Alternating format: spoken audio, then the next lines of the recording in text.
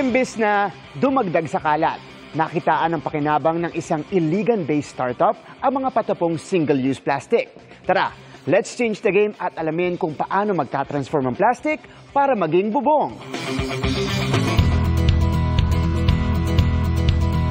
For a more sustainable future. Unti-unting nakikilala ang konsepto ng circular economy kung saan layong patagalin ang life cycle ng mga materyales at gamit para hindi maubos ang natural resources at mabawasan din ang basura. Kaya naman itong mga single-use plastic na inaabot ng libong taon na bago ma-decompose, nabibigyan ng bagong buhay na pwede nating magamit sa ating mga bahay.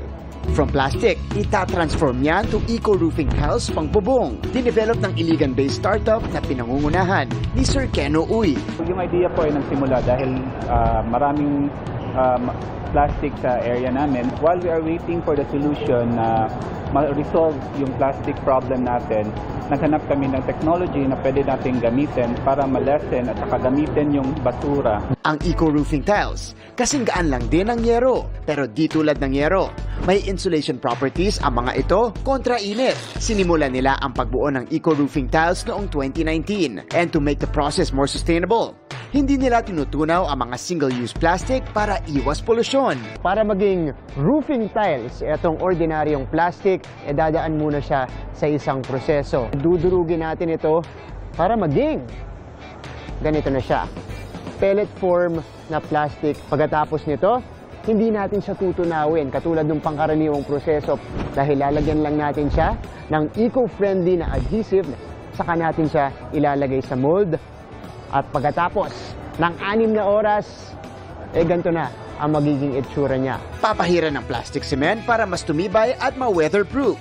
Ang kanilang innovation, isa sa mga startup na nabigyan ng grant ng DOST para labanan ang plastic pollution sa bansa. All of these are initiatives na pwedeng makatulong sa pagbabawas ng plastic o magamit ang plastic sa iba pang paraan upang hindi maging waste at hindi maging pollutant. Para magkaroon din tayo ng una, job generation, and also making sure that we protect our environment. By next year, target ni Sir Keno na masubukan ang kanilang produkto bilang materyales sa mga modular housing.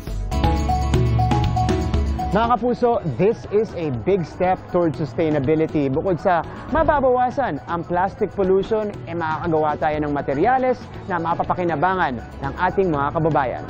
Para sa GMA Integrated News, ako si Martin Javier, changing the game!